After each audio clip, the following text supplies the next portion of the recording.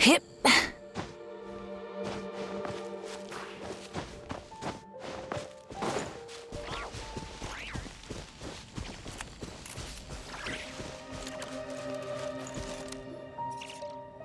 I'll take that as a yes, then.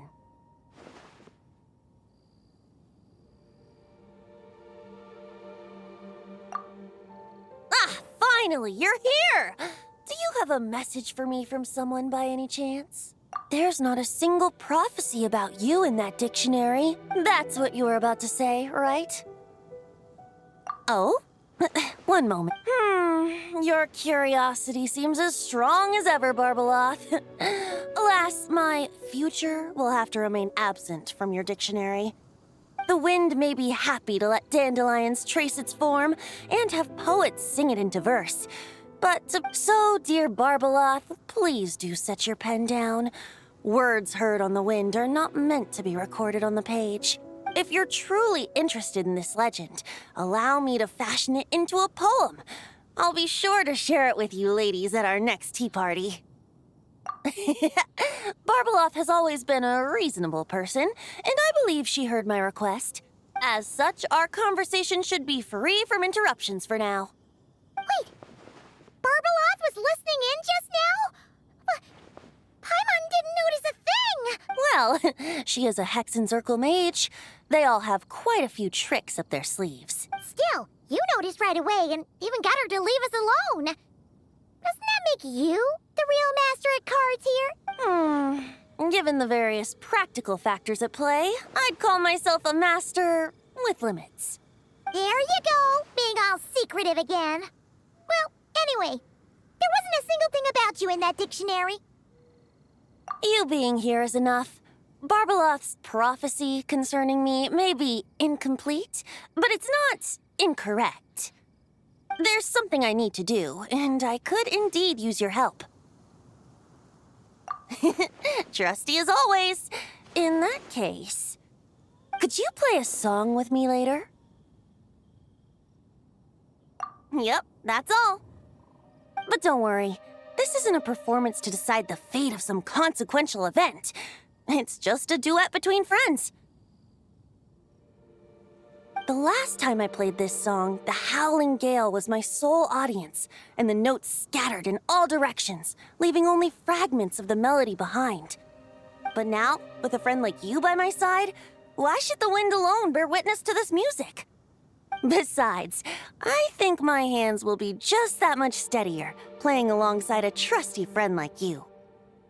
That's all I ask. Now, let's head to the performance venue. If we follow the breeze, we'll be there in no time. All right, let's get going. Just relax and let the wind lead the way.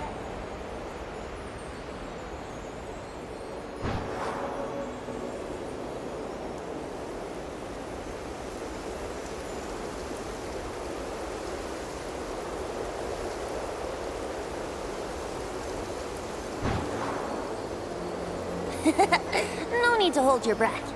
In and out. Easy does it. I let the birds know we would be coming, so we won't run into them.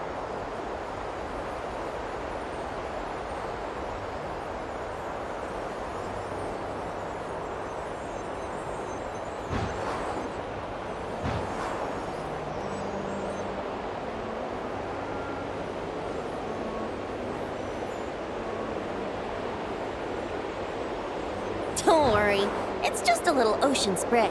You won't get soaked. Ah, the delightful sea breeze. Go on, breathe it in.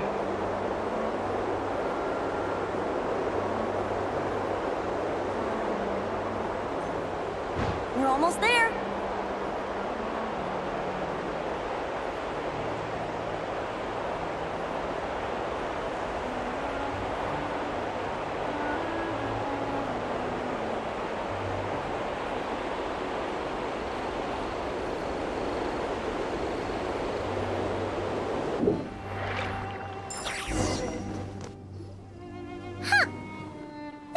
even looks kinda familiar.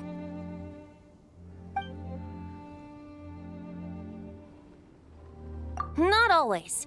It was once an isle like any other. An ordinary, unassuming aggregation of sand and gravel.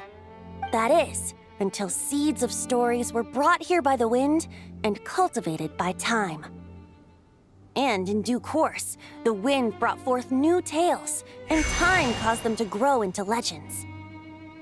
So with that, allow me to welcome you in truth to this island favored by time, traveler. This is the place where time and wind met in the distant past. Whoa! You suddenly sound so serious, Tone-Deaf Bard. Paimon's not sure she's following this conversation anymore either. Fret not, dear Paimon. The best stories always start with a bit of suspense and intrigue. I told you about this before, remember?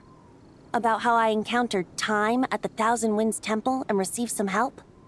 Well, it was because of Time's help that those first winds of freedom were able to blow so strongly. But forceful gales like that are most suited to wiping things clean, not helping things grow. So, after a few crises in Mondstadt were resolved, I made the winds gentler. Just strong enough to bolster the people in times of need without knocking them off their feet.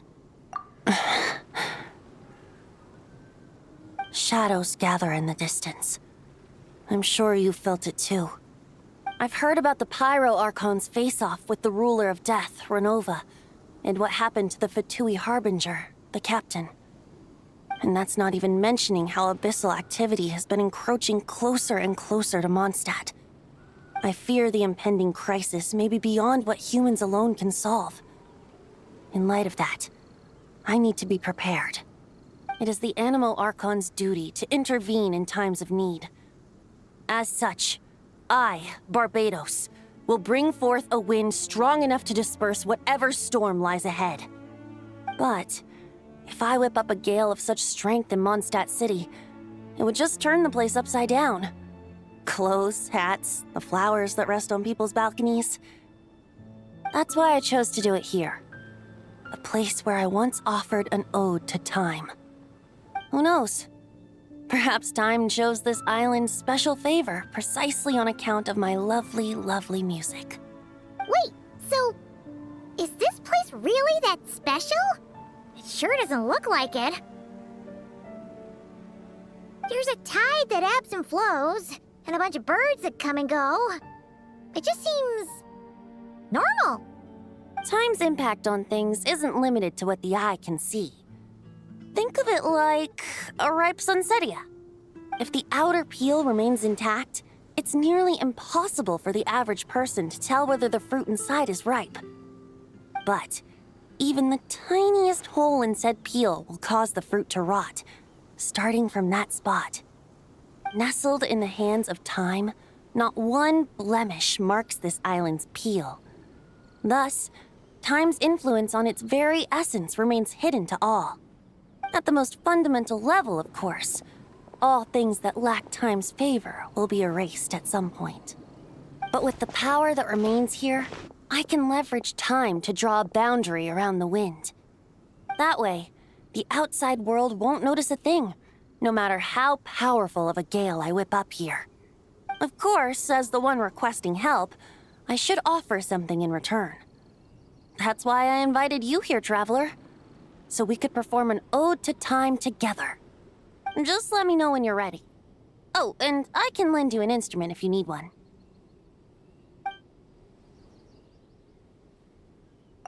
Great. Let's get started.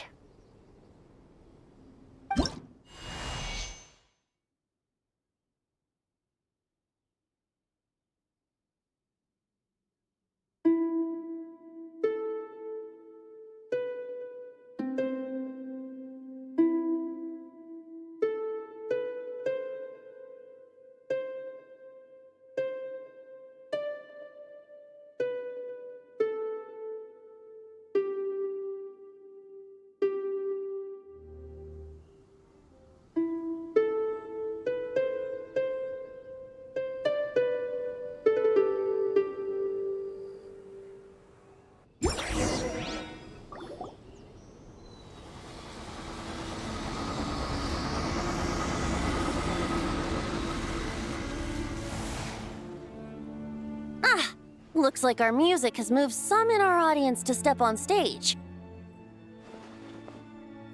But that's against concert rules, so let's usher them out.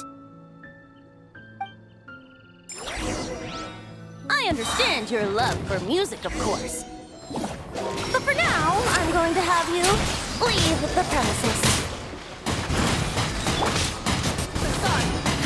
Get to work! Suffer the wrath of me! Strike a pose! Settle down! All right, that should do it. That was an exquisite performance, Traveler. Thank you. Don't worry. That power was mine and mine alone. No external help was involved. Think of it like tuning a musical instrument so that it might play melodies lovelier still. Ha! So you do have some tricks up your sleeve. What else are you hiding, huh? Oh, Paimon. How many tricks could I possibly have? I only have 2 sleeves, after all. You know that's not what Paimon meant, tone-deaf bard. I have a feeling the wind is gonna be pretty strong today. We should head back to Mondstadt and tell people to hold on to their hats.